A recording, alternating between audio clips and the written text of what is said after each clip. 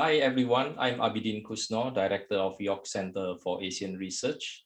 I want to welcome and thank you all for attending our event today.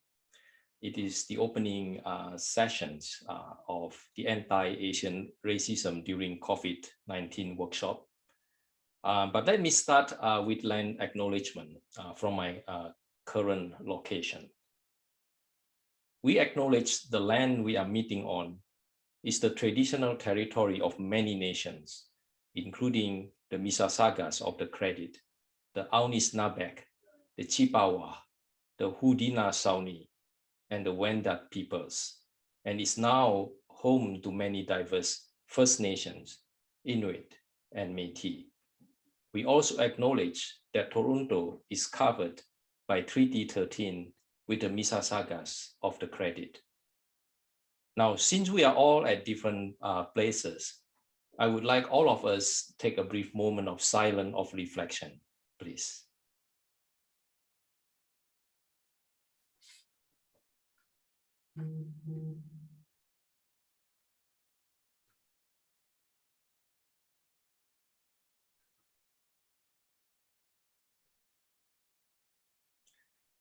Thank you all. Today's event can be seen as part of a series of events that have brought us together. Events that concern over the relations between anti-Asian racism and the COVID-19 situation. Now, we continue to support such an event because of a pretty clear reason. Racism is alive, and it is not only alive, it is being normalized. It's being normalized in and through various structures of institutions and everyday life. But we still have hope in our struggle against racism, because we know racism is dangerous. It can isolate individual, family, and community. It can dismantle our capacity to be human. It can displace our sense of time, make us feel uncertain about what is past and what is present. And obviously, racism makes us worry about the future. Now, it is because of this concern over the continuity of racism, with the life, and one could also say the afterlife of racism, that this workshop, I think, is important. It is important because we need to give racism a historical dimension. We need to locate it in time and space. And we also need to know how it continues to shape the ecology of our lives today.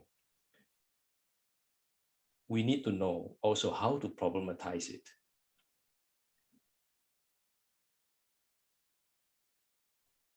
How racism restructures itself locally, say, through global pandemic.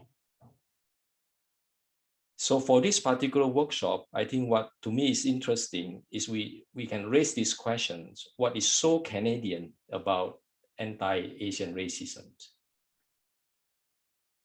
What have COVID-19 and anti-Asian racism have done to each other, say in Canada? I think these are some of the questions which is behind or explicitly mentioned in the programs of this conference. I want to thank Alvin Yang and the organizing committee, Professor Carrie Wu, Professor Mu Yang Lee, Qifang Luo, and Alison Pang for organizing this event, and for inviting my dear former colleague, Professor Henry Yu, to share with us his knowledge about anti-Asian racism and its manifestation in Canada from a historical and contemporary perspectives. Thank you, Henry, for being here. Very, very pleased to see you. I also want to thank colleagues, YCA faculty and graduate associates, and all the participants from different parts of Canada, from Europe, from the US, and from Asia. Thank you for your contribution. And before I forget, I must thank our Alicia Filipovich and Alex Felipe from York Center for Asian Research for their wonderful administrations and technical supports. And let me end by acknowledging the support of Canada-China Initiatives Fund, generously made available by the Asian Business and Management Program at York University, and the support of Canadian Institutes for Health Research, which I believe it came through Carrie Wu. Now, let me mention that Carrie has been selflessly and courageously spearheading our recent inter-universities response to anti-Asian racism. So to me, this workshop is a further expression of Carrie's leadership and committed work.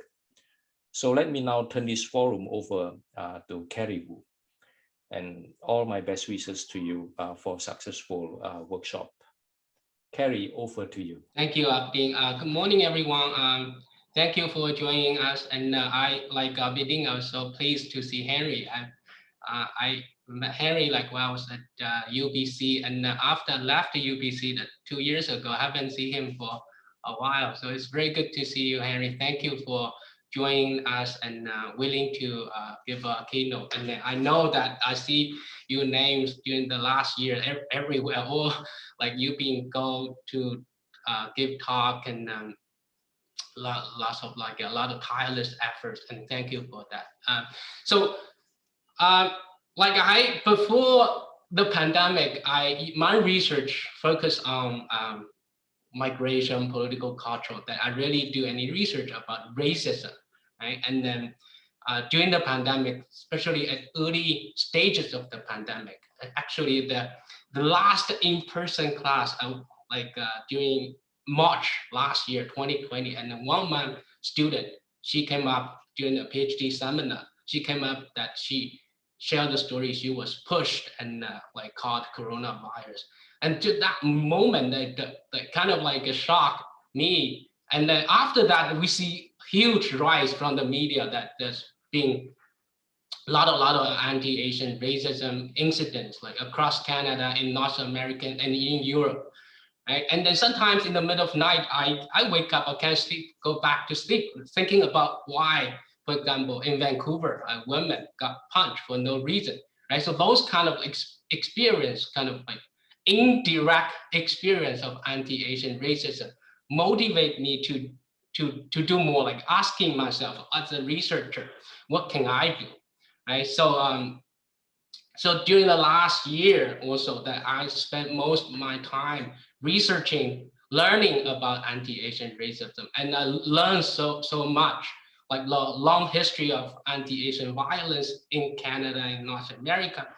And also I was shocked, for example, before the pandemic, the government, Canadian government, the anti-racism strategy didn't even mention anti-Asian violence for the plan for 2019 and 2022. So that kind of like, and I also learned so much from talking to people and all that. So, and I want to share 4 kind of like more like surprising finding from my research over the last year. First is that from the data, so we know before the pandemic, Asian Canadians, Asian Americans, they usually report better mental health than compared to white. But after the pandemic started, Asian Canadians, both Canadians, Asian Americans reported poorer mental health. And that longitudinal data shows that over the whole year, Asians have been suffering from mental health, and largely because the rise of anti-Asian racism.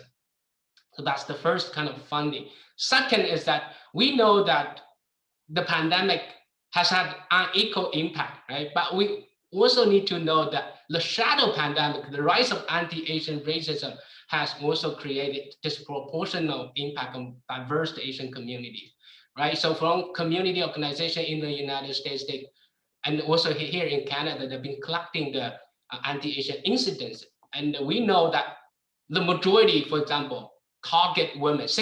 More than 60% of cases target women. And from the social media, we also know that a lot of elders being attacked. And we also need to know that this long-term impact on children. But from my research, I want to highlight that Asians experience anti-Asian racism in different ways. In particular, for example, I want to separate between native-born Asians and foreigner-born Asians. Foreigner-born Asians, I mean more recent immigrants, like born outside Canada or US.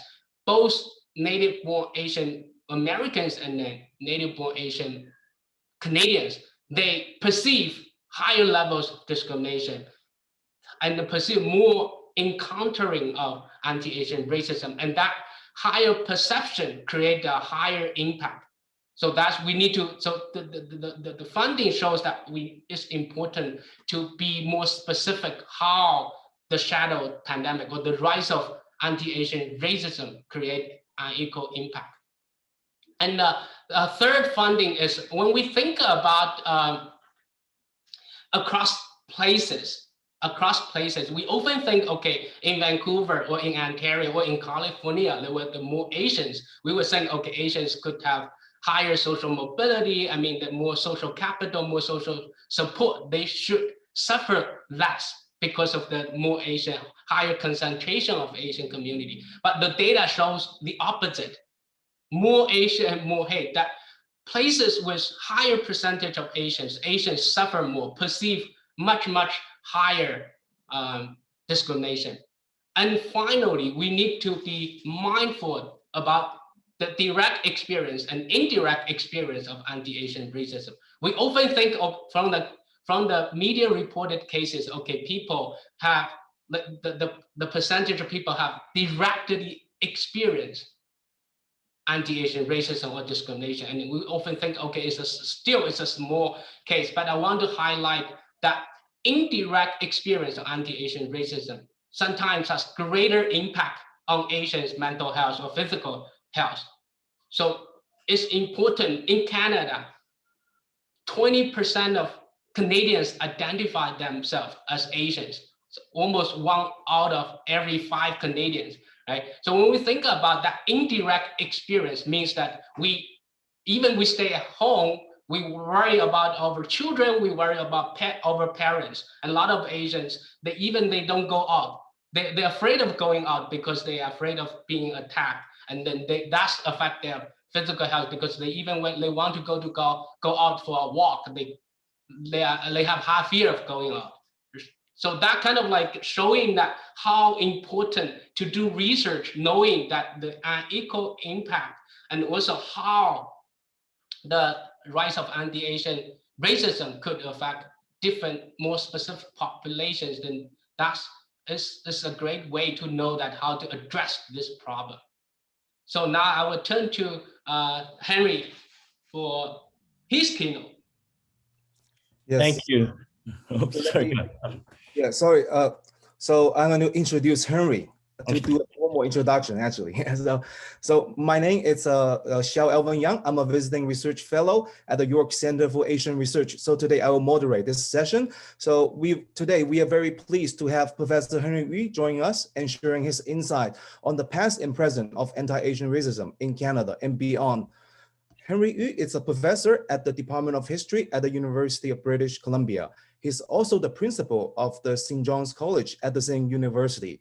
Professor Yu received his PhD in history from Princeton University.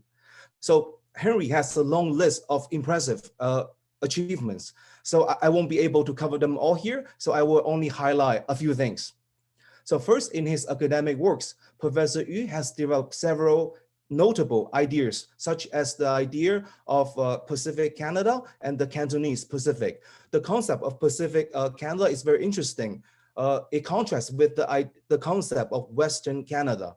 Moreover, he brings a West Coast perspective on interracial romantic relationship, which contrasts with an East Coast perspective. For example, he has published this novel perspective in his article on American Historical Review, which is entitled, quote, "Tiger Woods is not the end of history," or "Why sex across color line will not save us all," end quote. So the second aspect I want to highlight is that Professor Yu is not an armchair historian. He's really a concerned and engaged scholar. So as a history professor, Dr. Yu's research and teaching have been built around collaborations with local community organizations, civil institutions such as museums and multiple levels of government. For example, Between 2009 and 2012, he was the co-chair of the City of Vancouver's project, Dialogue Between First Nations, Urban Aboriginal and Immigrants Communities. And in 2015, Dr. Yu was appointed as the co-chair for the province of British Columbia's Legacy Initiative Advisory Council. He implemented Legacy project following the province apology in May 2014 for BC's historical anti-Chinese legislation. Moreover, he served on the advisory group for the City of Vancouver's apology conservation process for historical discriminations against people of Chinese descent. This resulted in the City of Vancouver's formal apology for its historical discrimination against its Chinese Canadian residents on April 22nd, 2018. In recognition of his research and community leadership, Professor Henry Yu was awarded the Queen Elizabeth II Diamond Jubilee Medal in 2012 and the Province of British Columbia's Multicultural Award. So finally, Dr. Yu is very passionate about helping Canadians unlearn the cultural and historical legacies of colonialism. He also wants to inspire Canadians by telling the hidden and untold stories of those who struggle against racism and make Canadian society more inclusive and just. So without further ado, I would like to invite Professor Yu to share his insight with us. Please enlighten us on what is the white elephant in the room. The floor is yours. Thank you. Thank you, Alvin, for that very warm and slightly embarrassing intro. But I still, I'm very, well, I'm warmed by it. And I'm also warmed by seeing Carrie and Abidin's faces. It's been, as Carrie mentioned, a long time since I've seen him as he was completing his doctorate here and part of the very the international community of St. John's. And Abidin was, I think back to an early conference, almost when I first came to UBC myself, that Abidin helped organize about the Chinese in Indonesia and anti-Chinese history in the Indies. And so it seems like the problem that we are talking about, anti-Asian racism, has a long history. And so I want to start, however, with first to again thank the York Center for Asian Research for inviting me, for all the audience members here who are taking time out of their day to come and talk about this very difficult topic. I also want to acknowledge that I'm joining you from the traditional, ancestral, and unceded territories of Musqueam. I'm at the University of British Columbia campus right now. We have two campuses, one in UBC on Okanagan territory, the Silks Nation, and here in Vancouver on the unceded territories of Musqueam, Tsleil-Waututh, and Squamish. And we use unceded because in British Columbia, 98% of our territory is unceded Indigenous territory. There were no treaties, there was no battles, it was a unilateral claim that this is Crown land by the British. No, only 1% of British Columbia is covered by any kind of treaty. So unlike perhaps much of the rest of Canada as a colonial imposition, we are uninvited guests here on an Indigenous territory. And I'll talk a little bit about what that means today, because I'm very conscious, and also I think the feelings that many of perhaps you and your family and communities have been feeling over the last year because of the surge of anti-Asian violence. Many of you probably have embodied feelings that are in reaction. And so I want to address those first by recognizing the pain and shock of what happened in London, Ontario, to a family who basically are just on a walk were murdered by someone who clearly is a product of the history that I'm going to talk about today. And the idea that I could be walking with my family, and someone could just run us all over, and leaving one of the children alive, and again a horrific trauma to a family, to a community, to all of us who have to deal with that 717% rise that the Vancouver Public or Vancouver Police Department noted over the last year in terms of anti-Asian violence and assaults. The Project 1907, which was a group of young women who, suffered assaults and decided, because no one was tracking, that they would create an online self-reporting mechanism that again showed an 800% increase. And the figures that Carrie mentioned of the majority women and elders, in other words, the most vulnerable members of our population being targeted deliberately in terms of racism and hate. So where does this come from? How do we think about this? I think the key is to actually go back to that with that land acknowledgement, what that means, this foundational moment of white supremacy, and what it means to think about 215 children, never returning home from the Kamloops Indian Residential School, which again was just 2-3 weeks ago, that these are actually not isolated moments. And we think of time and we think of the past, we tend to try to think of significant moments and moments that have shaped and changed us. And yet, if you feel a shock about the discovery of those 215 children and the idea that so many children never returned home, that's not new knowledge. That's known by anyone who went to Indian residential schools who were taken away from family and community, that a large percentage never returned home. The mortality rate was stunning. We know that. So should it be a surprise to discover, the remains of so many children who died, through malnourishment, through, a lack of care? It shouldn't be a shock. And yet, that's one of the fundamental aspects emotionally of racism and white supremacy in Canada. So how do we understand that? How can we use time and history and what we remember from the past and what we forget or suppress or erase to understand the feelings we're having, in this last year? So that's really what I wanted to talk about. And I'll just to give you a kind of rough overview in really the next 20-25 minutes or so, and I want to leave plenty of room for discussion, is I just wanted to talk a little bit about this current moment. I've sort of, half my brain is still recovering from UBC convened a national forum on anti-Asian racism over the last week on Thursday and Friday, and we had over 2,000 registrants. We had over 1,000 people over those 2 days, 100+ speakers, a steering committee of 40 people, an academic advisory of researchers and experts, another 30+ people, a student advisory of another 30+, so 100 people helping shape and speak at this. And what was very striking for me was that many of those people had never met each other until meeting on, through Zoom and through this national forum. We had young Francophone activists who were responding to the, again, a car murder in Quebec, and it was the first time that many of them had spoken or listened to any non-Quebec Francophones.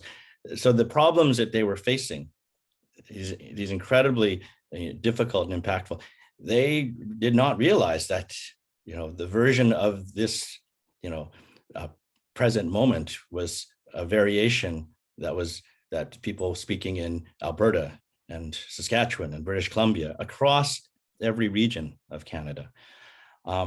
And so to contemplate the scale of that, we also commissioned Angus Reid to do a survey. And so of those who are interested in that survey, and I'll put it into the chat, you can download it. But a couple of the striking findings was how many people who identified as Asian Canadian. So there's two components. One, the survey was aimed at both understanding attitudes of people who did not identify with being Asian, and then also a set of questions specific to those who did identify as Asian. One of the things that struck me right away was the percentage of people who identified as Asian who had changed their behaviors over the last year, right? That had thought about where they felt safe, which places they could go to, which they would try to avoid, routes to work, right? Going out, and again, this is during a COVID time. So there are limited, interactions anyways because of physical distancing. And yet that percentage and the impacts that has on mental health, as Carrie mentioned, how many people were worried, scared, and was that a deliberate effect? Is that in fact what, the kind of racialized terror that events like the London, mass murder are meant to instill in us? Another striking finding, again, if I encourage you all to go look at in particular, the overview by Angus Reid, the number of Canadians across every region, 1 in 5 minimum across every region, who basically had closed off attitudes about diversity and non-white Canadians in society. And in essence, through a series of questions revealed, without being asked, are you a racist, revealed that they really had no tolerance or desire to share, this society with non-white, and in particular Asians. So we have a deeply entrenched problem. So how to understand this? I would just as a quick overview, so I'll talk a little bit about the broader history around the Pacific, something that Alvin mentioned, this idea of a Cantonese Pacific and what that means, both within places that, as we'd call Southeast Asia, so that are now Indonesia, Malaysia, Vietnam, but more importantly around the settler nations of Australia and Aotearoa, New Zealand, the United States on the Pacific coast, and Canada on the Pacific coast. And so that history, really in a nutshell, to try to understand why it is that we are in the place we are. And I think an important part of that is to understand something that I would call a settler futurity, a sense of time and the future and possibilities, versus a kind of the futurity that those in the Cantonese Pacific were creating, and a very different attitude towards land and belonging in space versus a belonging in time. So I'll talk a little bit about that as a way to understand it from a deep historical perspective, and the kinds of affective emotions that those forms of futurity created and continue to create. Then I'll end with a bit of what I would call a parable or an analogy to help us understand. And I'll put a link up to that. So if you find what I say confusing, or I don't use PowerPoints because I really don't want to fall asleep myself staring at a PowerPoint slide while talking to you, so I won't use a PowerPoint, and so there won't be visuals. But if for instance you're finding I don't get really what that guy's saying, please feel free to go to this link where this piece about elephants. So first, I'll start with that longer, deeper history of the Cantonese Pacific. And if you're asking why the Cantonese Pacific, again, you can perhaps Google and find some of the original articles, but I want to refer back because in a sense, when you think about numbers of people leaving the south coast of what is now China, but for many, for millennia, was really the outer reaches of the expanding Chinese empire, on the south coast, the provinces of now Guangdong and Fujian, in China. Those were the only people that were going overseas, over water, outwards into, again, what they called the South Seas, or the Nanyang, but they were going into places that we now consider Southeast Asia. They were traders, mostly male, and they had a pattern almost invariably of setting out trading posts that tied, disparate ports and disparate trade networks. They tended to marry, quote, locals, or those who were there, in order to set up alliances with local people, Malays, up and down the Malay archipelago, with those who were in other kingdoms that they were outsiders to, but they tended to create enclaves, trading enclaves around mercantile networks. They, again, with the Peranakan, for instance, in the Malay Peninsula, they tended to create mixed families that were multilingual, a trait that they kept for generations after generations of speaking multiple languages, of creating networks that crossed, communities. The Peranakan of the Malay archipelago spoke Malay as a mother tongue, literally because the mothers were generally Malay, and the children were taught various forms of Chinese because that was incredibly useful in trade. You still see that in places like Malaysia among Chinese Malaysians. This idea that you should speak multiple languages in order to have multiple possibilities and potential. When the Spanish showed up, when the French showed up, when European colonial thugs, I would call them, showed up and began to muscle in on these trade networks and basically start to collect protection money, So they would control ports like Malacca, and they would basically say, from now on, in order to protect you, you need to pay us. And if people ask to protect us from whom, it's like us. And so it's basically a mafia protection racket, many of these early sort of European colonial incursions. Yes, there were also traders, Dutch traders, Portuguese, but they tended to be based upon the idea he who controls the port controls trade. And the Chinese were among many traders, Arab traders, Indian, but those from the South Asian continent. That you could say was a pattern that endured for many, many millennia. It's not the pattern of the Trans-Pacific or the Cantonese Pacific.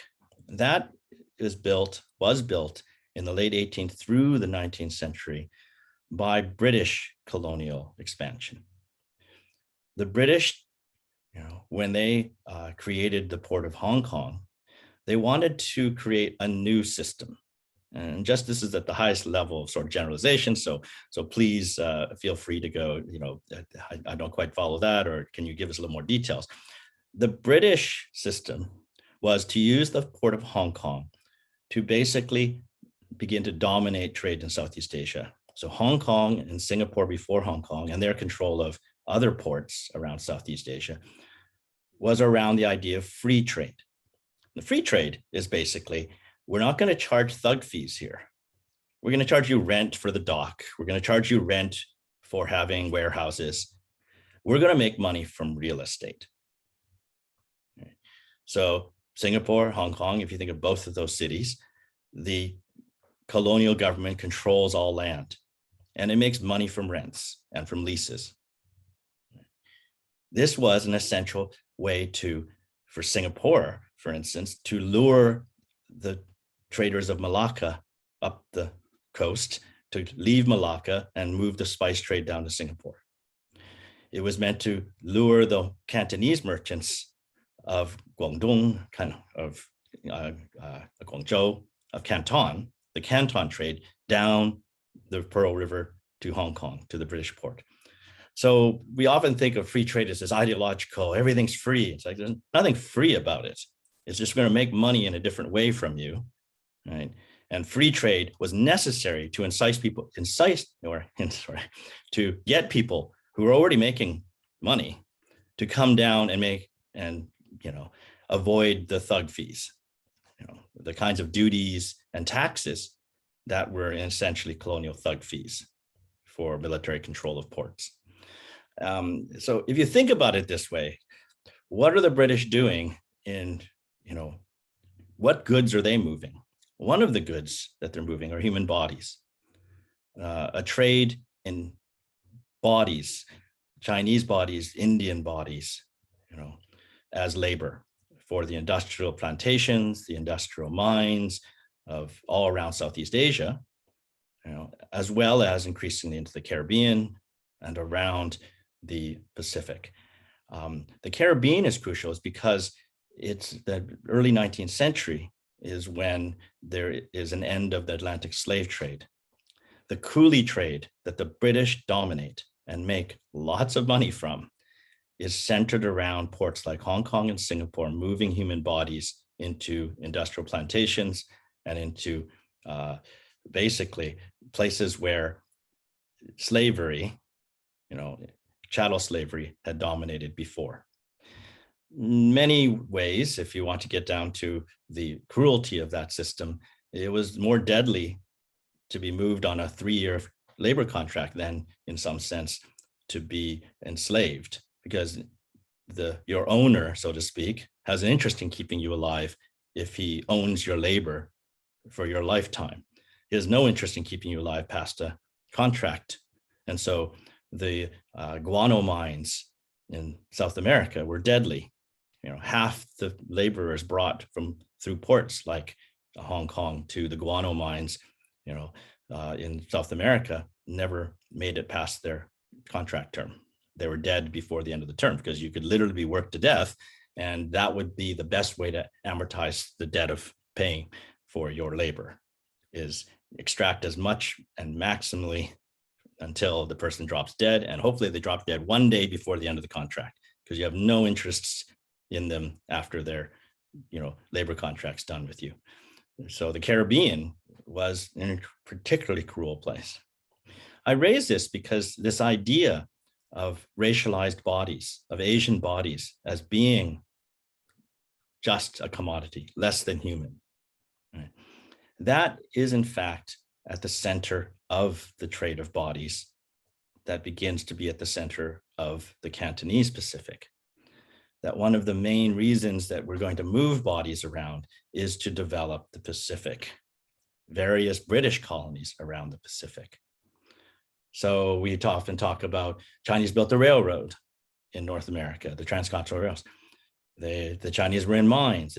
This was part of a broader global pattern of racialized bodies as laborers. Now, along that way, you also had merchant networks.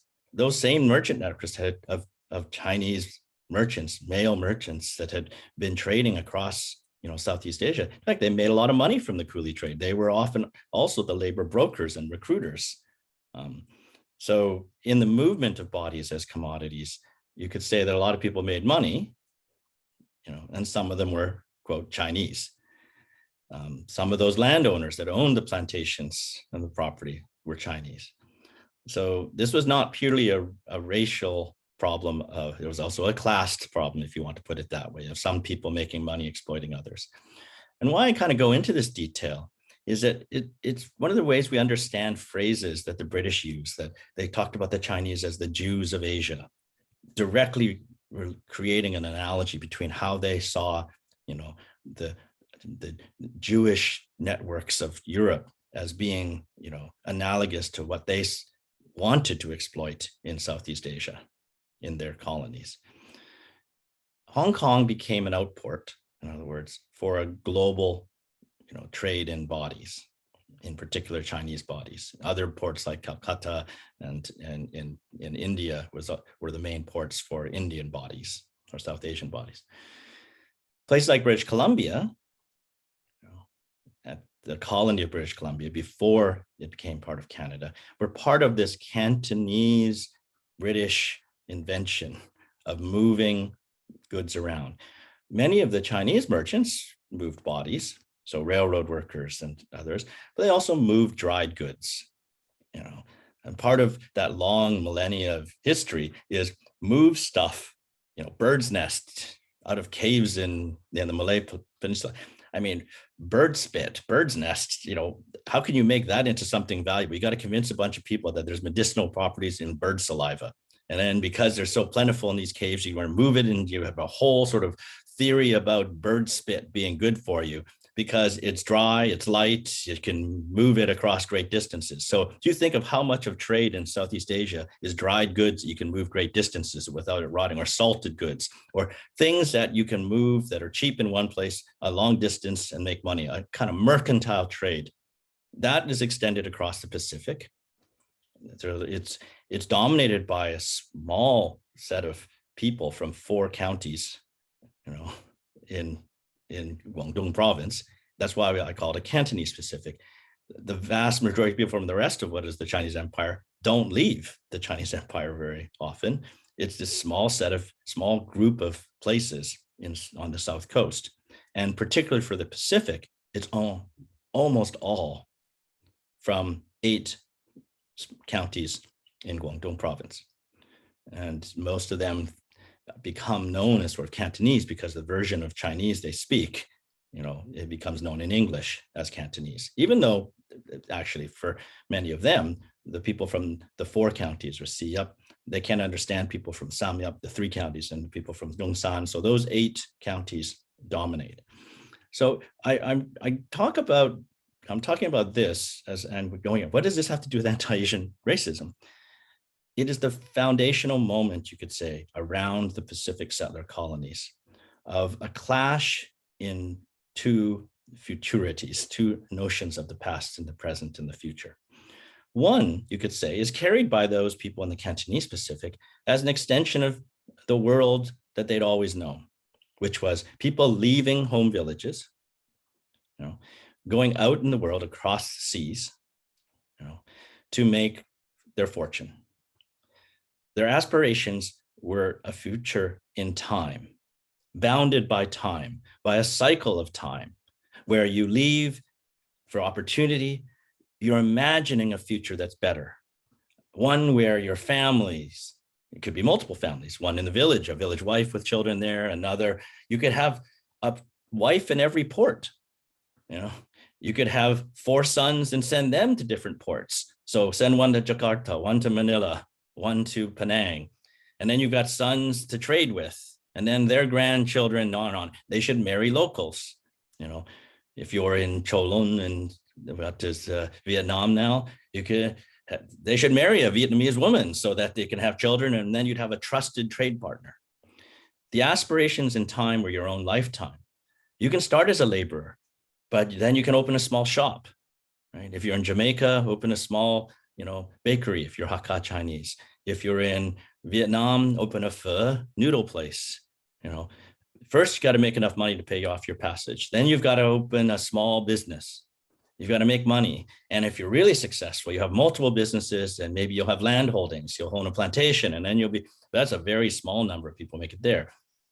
Small business is already enough.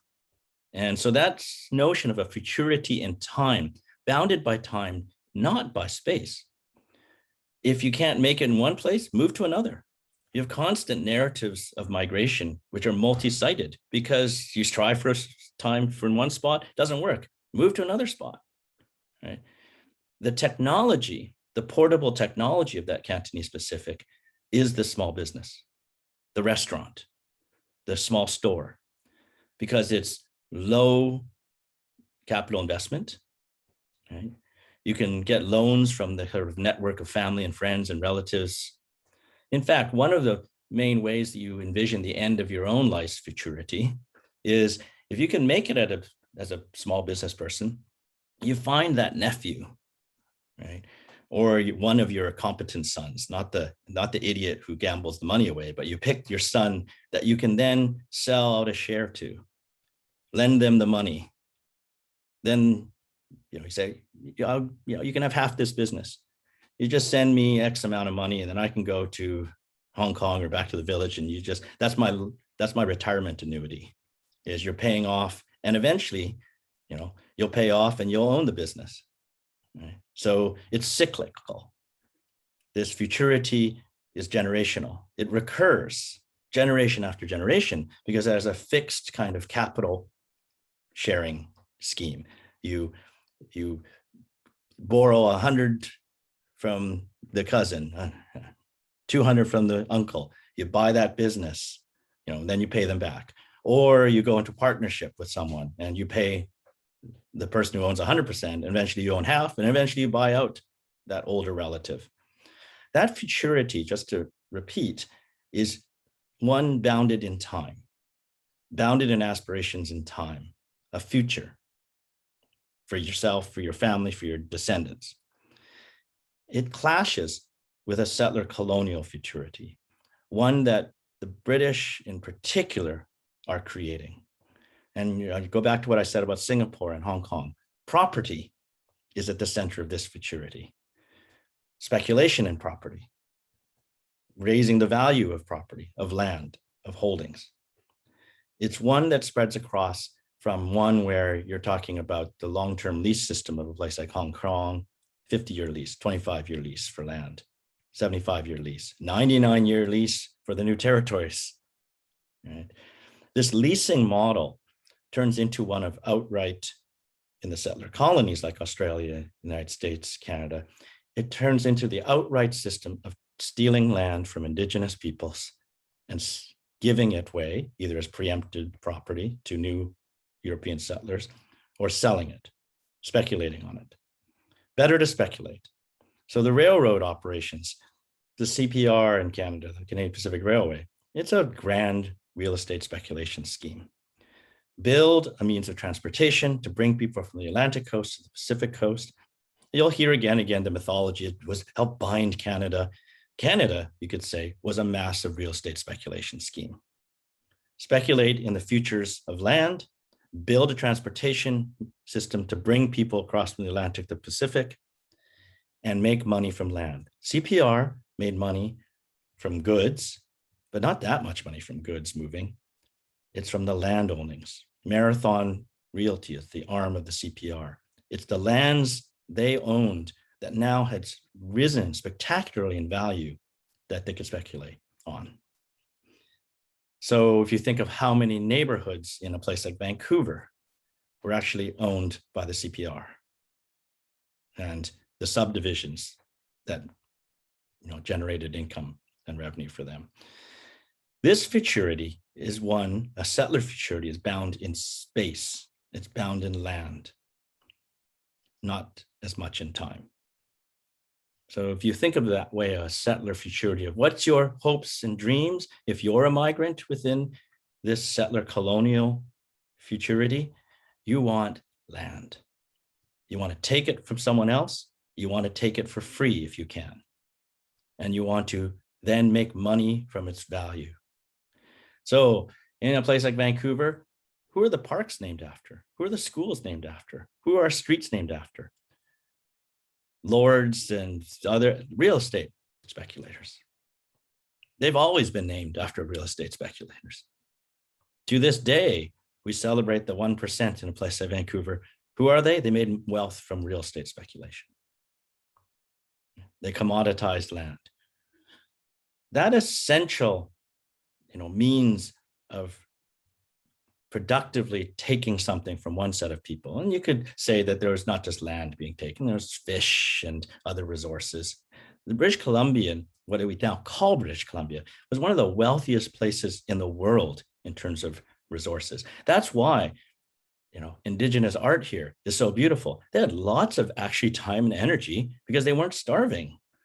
They could make great art. They could create complex social structures and societies where social power in the potlatch system was about giving away your wealth in a kind of gift system where those who had the most gave away the most to show their social standing and power.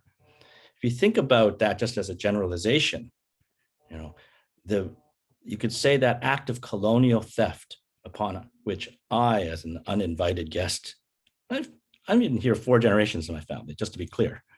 My great-grandfather came here in the 1880s. It doesn't make me any less of an uninvited guest on someone else's territory. And so that act of white supremacy, this settler futurity that clashed with the Cantonese, you could say, futurity, that is what led to the rise of settler colonial nationalism as a racialized project of white supremacy. In every single one of the places that I named, Australia, New Zealand, Aotearoa, the Maori name, the west coast of the United States, the west coast of what was in British Columbia to become Canada, anti-Chinese legislation, the control of governments and states around the disenfranchisement of non-whites, both indigenous peoples and the Chinese who were there as laborers, as merchants, became foundational aspects of state building in every single one of those places in the mid-19th century. It's how governance was created. It's how people imagine the future around land speculation and not the futurity, in fact, where Cantonese migrants got along generally with indigenous peoples because they had brought a futurity as male migrants that involved marrying into local communities, having good relations with local indigenous communities. You saw that in Hawaii, you saw it in most of the Pacific, you saw it in places like the colony of Victoria, on Vancouver Island, or the colony of Vancouver Island and the Fort of Victoria. You saw it up and down the coasts. You saw it in Latin America. It was a recurring pattern that was clashing with the bounded in space futurity of settler colonialism. So I'll kind of switch now to the last part, which is to think about elephants and to think about this moment in time with that past. As I said, anti-Chinese discrimination was at the heart of the foundation of the states that we now, in fact, we live in one of those states, Canada. White supremacy was foundational to it. The depriving and dispossession of indigenous peoples of their land and resources, the erasure of their culture, the cultural genocide that was enacted in order to erase them and forget them and their existence, so that you could enjoy these riches without guilt, or you could feel guilt by thinking of them as impoverished, culturally inferior, less than human, and you could create things like Indian residential school systems, thinking that you were educating them versus depriving them further. With Chinese, and then eventually other Asians, Japanese, South Asians, it was a matter of the fundamental non-belonging of non-whites. So if you want to talk about what are the racisms, what is anti-Asian racism? Fundamentally, at its base, at its heart, it is about not belonging. So you're perpetually foreign, fourth generation, first generation, just arrived, been here all your life, doesn't matter. You surgically remove the markers of your non-belonging if you can. You change your eyelids, you stop speaking English with an accent, you send your kids to the best schools so they get the best English accent. You try to remove signs of non-belonging, but it's always a provisional belonging. So that's why the shock of this last year for many people has been about the discovery that your investments in success, if you've gone to the right school, if you've worked hard, do not protect or save you from this foundational racism, from the white supremacy, where you're provisionally belonging. That's been a shock to many people. That emotion, the embodiment, in other words, of a desire to fit in, to belong. Stop eating that food that your mother made you and is embarrassing. Stop speaking the language of your grandparents, even though they raised you. So by the time you're 40 years old, you can no longer have complex negotiations and discussions about your love life with your grandparents in your home mother tongue. Think of the sacrifices and losses that investments and success for those who are treated as Asian. And that comes from that long history of foundational non-belonging. I'll sort of end with a parable, as I said, about elephants, because I often get incredible resistance when I do media interviews, and I get asked by reporters all the time, how has history explained this? And I say, and they ask, are you shocked or surprised about this latest spectacular moment of violence or a spectacular moment of racism? And I always have to explain why I'm never shocked or surprised. Because it didn't go away. I've been involved in all three levels of government Canada in apologies. The federal apology, 2006, the 2014 provincial apology in BC, the city apology in 2018. I've been fortunately and unfortunately at the center of each of these in terms of talking about what the history is, talking about what we had to do. In every single one, I've said again and again, the worst thing you can do in apologizing is thinking that you've museumified or stuffed this thing into the past. It didn't end. It's one of the reasons why I say education is not the answer.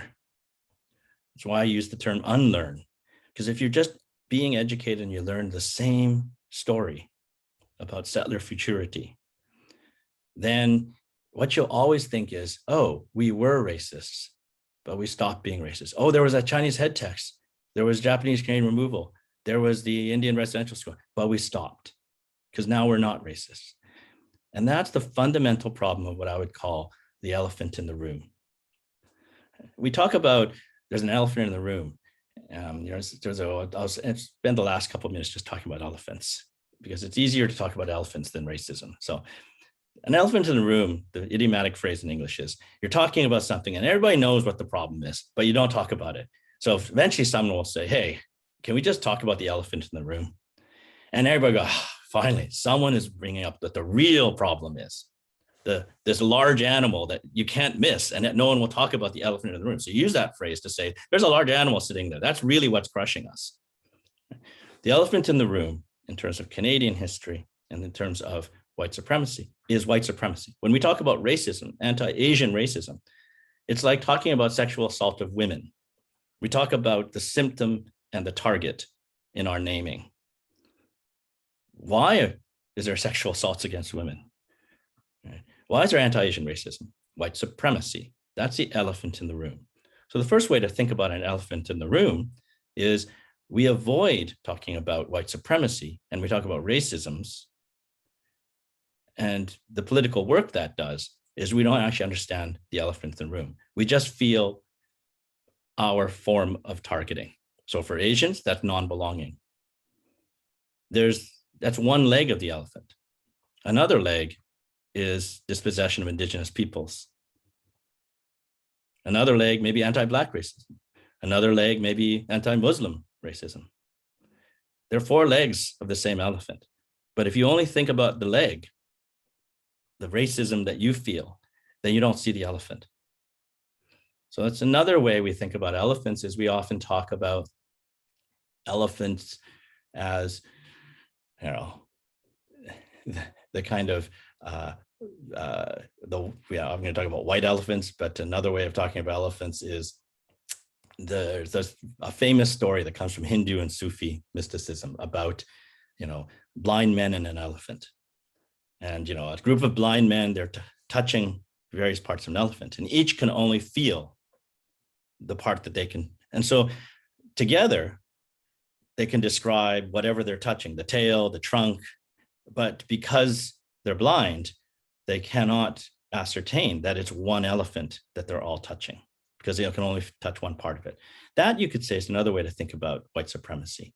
When you only can deal with the racism that you feel, right, the fear you feel, the effects that you're experiencing, then it's like the blind men. The problem in Canada is that we deliberately blind ourselves. Because that elephant is the elephant in the room that we don't talk about, we actually blind ourselves to the fact that there's an elephant sitting on so many of us, and it's not on other people. That's the privilege of being white. You don't have to talk about being white. You're just Canadian. It's the norm. That's why when does a room become too Asian? When does a school have too many Asian students? When is a business too Asian? When is a neighborhood too Asian? That only makes sense when the norm is that it's white. How many Asians is too many? Depends. When do people who think it's normal for them to be there, but it's not normal to have Asians, how many is too many for them? How many families in the neighborhood? How many people in the company? How many execs? How much of the top management before it becomes too Asian? How many people in your classroom before it's too Asian? How many, the foreignness of Asians, which is the justification for too many of them. That's a foundational aspect of white supremacy. And I'll end with the last aspect of sort of this magical alchemy of white supremacy, which can make itself disappear, right? So we think of that sort of the blindness that we deliberately inflict on ourselves, the costs of that blindness, the costs of the elephant. Again, in English, there's in the 19th century, while the British were going into Southeast Asia, they borrowed what was a kind of mythic legend about about Siamese or Thai kings giving the gift of a white elephant, a sacred white elephant, to their enemies. And the reason why is a white elephant is useless. It doesn't work because it's sacred. And so you spend so much time feeding it that you bankrupt yourself. Whereas an elephant that was gray, that wasn't sacred, it could work and you could be paying off itself and things like that. So the idea of a clever trickery of inflicting a white elephant, a sacred white elephant, on your enemies in the act of seeming to be giving a gift as a friend. If we just stop on that, what is the cost of the white elephant in the room in terms of Canadian society? What are the costs that we pay to keep this elephant alive, to keep blinding ourselves to its existence, to keep pretending that racism is only affecting some of us, or it's in the past, or we can solve it by cutting off one leg? Until we actually get rid of the elephant, we're going to keep having spectacular moments of violence. We're going to have these recurring cycles of surprise, of shock, that there is such a thing as racism. We're going to, if you're Asian, invest in success thinking that that will save you. You will say, well, what's happening with Indigenous people? I feel bad, but it's not me. And so until we actually recognize that elephant and how foundational the creation of that elephant that sits astride all of us is, until we unlearn the stories about education as being the answer, because it's what you teach, it's what you learn, it's what you have to unlearn about the past, about who we are, of our futurity, right? And the assets that we've stolen, the fenced goods that we make money from in trading land. So that's where I would, hopefully there's still enough time to talk about, but thanks for listening. I'll put a link to actually the white elephant. It just published this weekend on UBC as a Creative Commons. So you feel free to use that essay, read it if you want, if there's anything I said that wasn't clear.